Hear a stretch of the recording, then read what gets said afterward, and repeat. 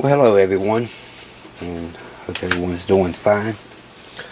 I wanted to start a series of videos on basic electronic troubleshooting, starting with something basic like this CB radio that belongs to a friend of mine, which is a truck driver, and he's also a ham operator. But his radio's quit on him. He wanted me to take a look at it. And you know, there's already several things that I see wrong with the radio. You know, the meter stuck, does not work, digits out in the display, and the radio does not transmit, nor does it receive. So, you know, the first thing that you need is knowledge, and that's basic electronic skills. So, you know, if you already have those basic skills, then this set of videos will probably be, you know, helpful to you to move along, to start working with a little bit of RF repair in the radio field.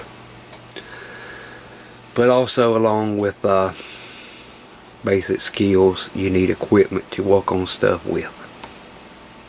I get tons of emails all the time asking, you know, I want to start working on radios, what do I need? Again, the first is those basic skills. Without those, you need to go on and look at some videos on running electronics. You know, me and Mike had talked about this several times, where people are always asking that, and you know, they ask before they even pick the skills up. But the next thing you'll need is just some basic test equipment. Now, you know, on my bench, yeah, there's, you know, just tons of equipment here. Just on this one bench alone, you know, not counting the other benches. But test equipment can be very expensive. Let's look at a few things. You know, just basic handheld multimeters. And in RF repair, we also find that, you know, analog meters are a good choice to have around too, to look at peaking up stuff, you know. Even one of these cheap $10 meters here will help you in testing several circuits, you know. And you know, then we have the end stack and a few other bench meters, vacuum tube voltmeters, you know. All that stuff is good. Now, Dave and our friend over at VoltLog just did a teardown review of a nice cheap multimeter, and you can actually pick them up for under 25 bucks. Banggood has that exact same meter. I think it's under another name. We're just under $25, so that's, you know, it's not bad to have. So another thing, you know, is frequency counters. You know, this is the main frequency counter I use most of the time, and it's a leader. I also have a Timber and a 1801 B&K that I use quite often also. And on the other bench I have a heat kit and a little B&K cheaper 100 megahertz meter or frequency counter. And you know, and I go online and start looking, and those things are not cheap. I'm seeing just the 1801 is still bringing anywhere from 75 to 100 bucks. Lots of different things that you can look at up there, and you can pick some of them up pretty cheap, but you know, you might have to work on them.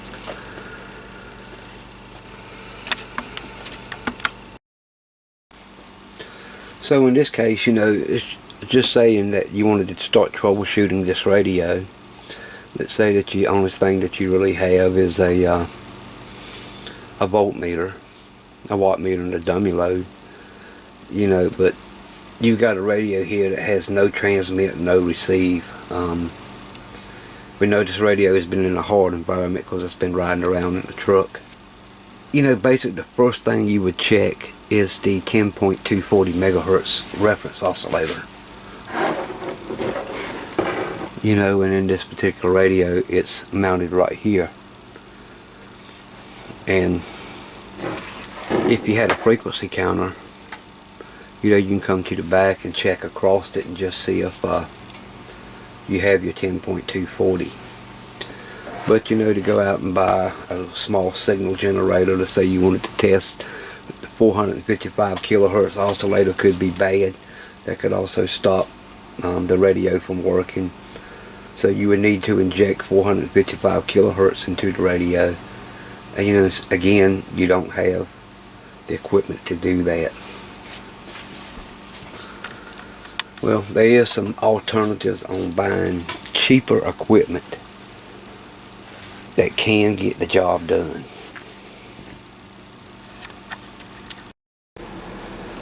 Then we all remember my little tester here that came from Banggood as a kit we put together.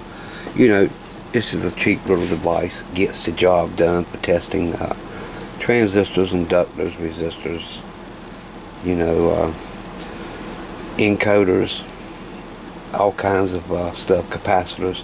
Gives an ESR meter. You know, it does a real good job. It was very cheap, you know, it was under 20 bucks. So, you know, this is I'll be honest with you, I use this thing a lot for checking various components and stuff. It's just hard to beat, you know, and there's not a lot of money tied up in it.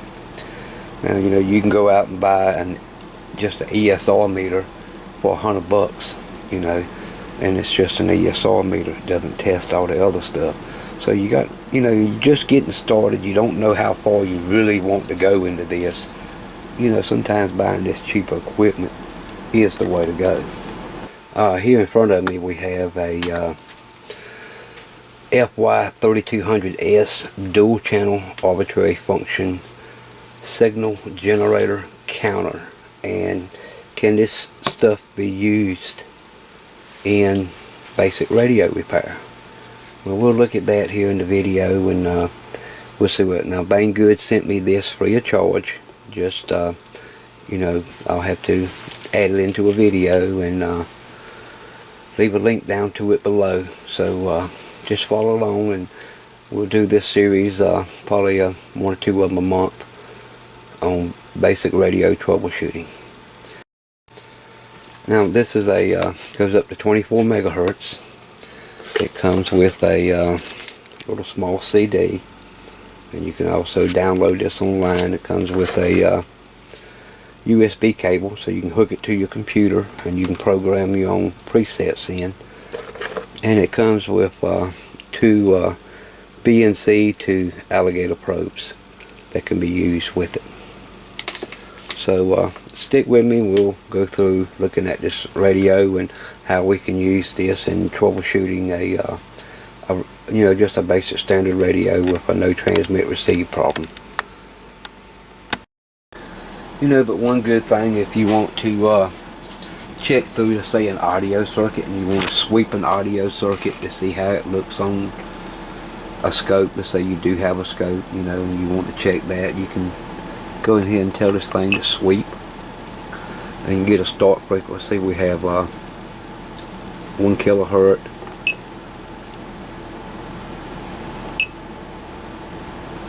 end frequency. I got it set to 20 kilohertz.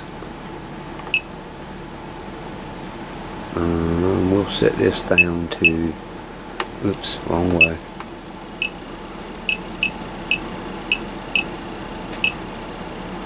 We'll set it down to 1 second. And hook up the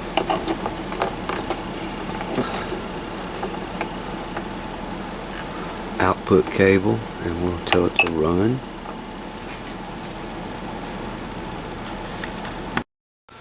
So we can look right down the scope and see it sweeping across that area that we programmed in.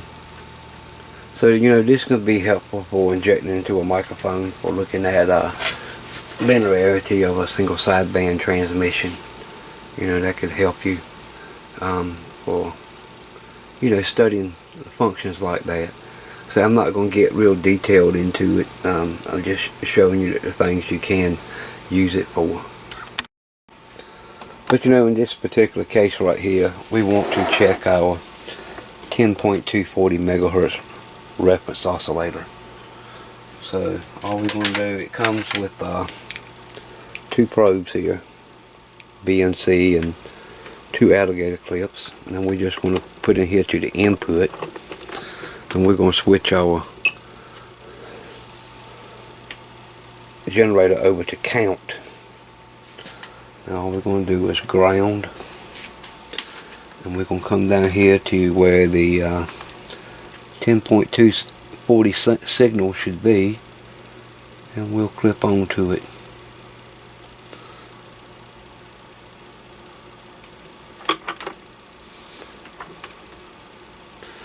And looking here at the counter,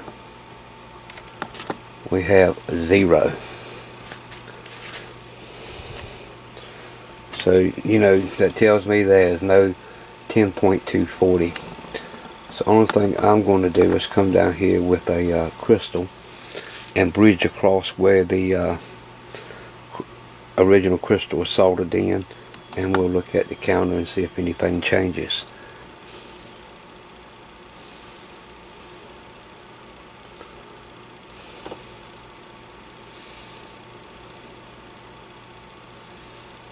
And we're showing 10.238 megahertz. So this crystal is just a little bit low, but that's close enough. So simply right there, we use the counter in this piece of equipment to check this radio, and we've already found that our 10.240 megahertz reference crystal is bad. So our very first step now is to go ahead and pull this 10.240 crystal out and replace it with a good one. So I'll go ahead and let the desoldering tool heat up. Alright, we'll go ahead and desolder the old crystal.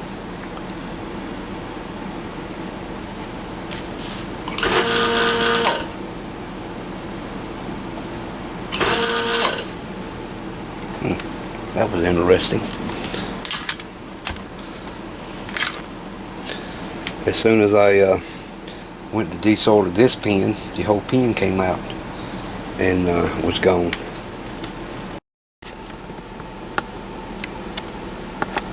So we can see that one pin is still sticking up, but the other pin is completely gone. Turn the radio over. We'll have to desolder the ground strap on the top.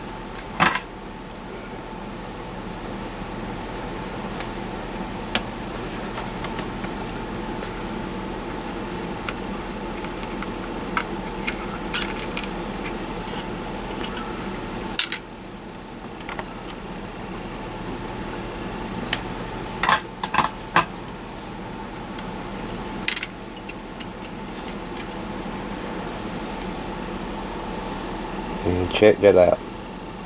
What do you see on the bottom of that crystal? Glue.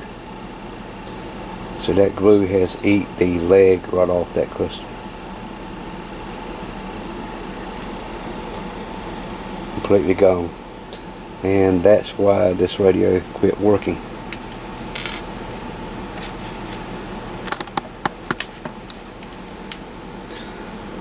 We'll take our good crystal, and this was just a spare that was in the drawer in there.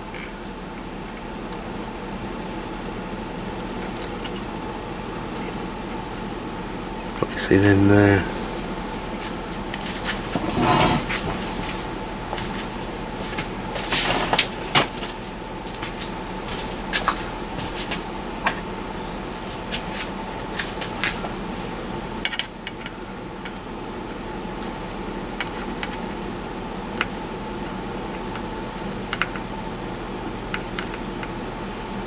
ground strip back on.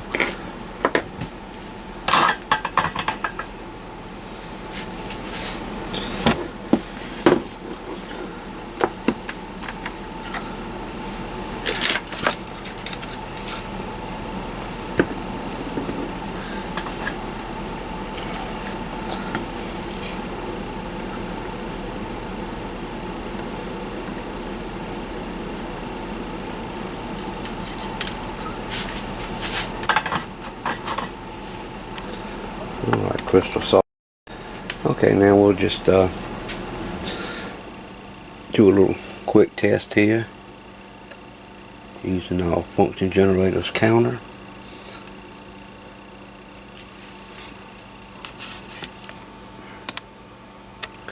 And you can see we now have a signal of 10.238 megahertz. So not bad. I'll just verify the radio now has transmit. Get the light up out of the way. Just do an on-air test with our IFR.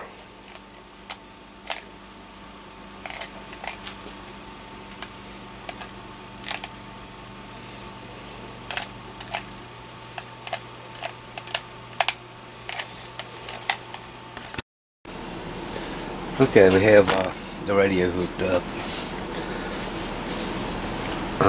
generating a signal into the radio, and there is no receive. We know the meter is bad, so I've hooked up my little indicator box, and we can see the meter is wiggling, but also, you know, there's no audio output. I've also noticed that on transmit, you can see that we are generating a signal. You can see this waveform going out, but when I go to transmit on the radio, we can see we have a lot of noise being produced on our transmit signal. So the radio still has some other issues. And looking at transmit here, we can see the meter goes into transmit, showing relative RF output power. So yeah, still a lot of problems. In fact, I think I have another Cobra 25 that's in real good shape. I think I'm gonna just give it to him, and I'm gonna keep this radio just for doing some basic videos and troubleshooting skills on it. So as you can see, the FY3200S function generator is a pretty handy little tool to have. And you know, the prices, they're varying, you know, 50 to 60 bucks. It's, you know, a little bit more than what we're looking at spending, but you know, still for the price of it, with the all the functions that it has. Again, you know, the leader LFG 1300S only goes up to 2 megahertz. It's a great piece of equipment. It works like a charm, but again, you know, you're limited to 2 megahertz. Also, this thing is going on eBay anywhere from $100 to $399. You know, a frequency counter that'll read the leader frequency counter here is 250 megahertz. I'm seeing them for, you know, $100 on eBay, but you know, you can't beat it. You know, 50 bucks or so for this little device is not bad at all.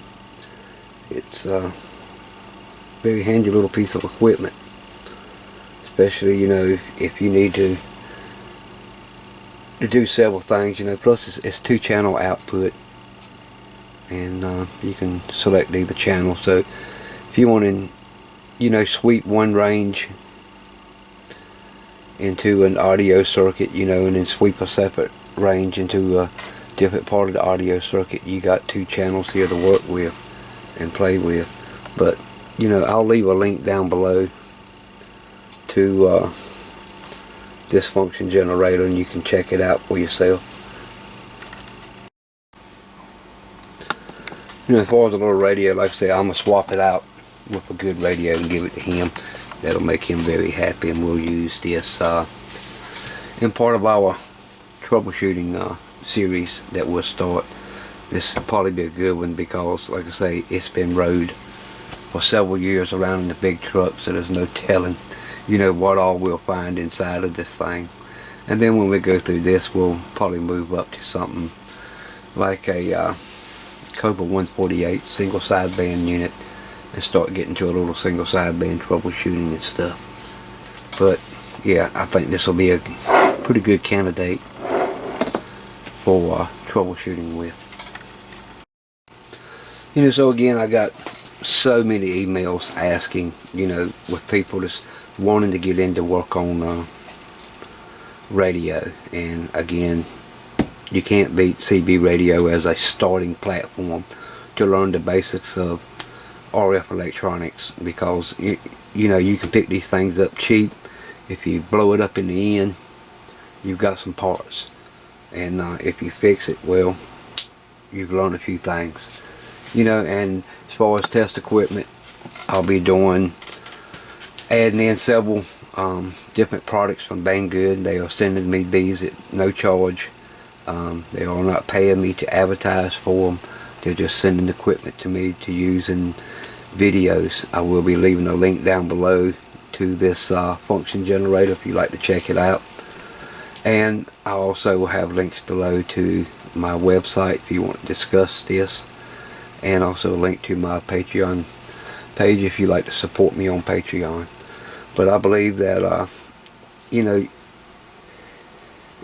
basic is all you need to start working on radios. Again, you must have a little bit of electronic background, and again, if you're not up to date on that, I suggest you go online, and there's several tutorials on YouTube and on several web pages. You know, just Google them, you'll find out.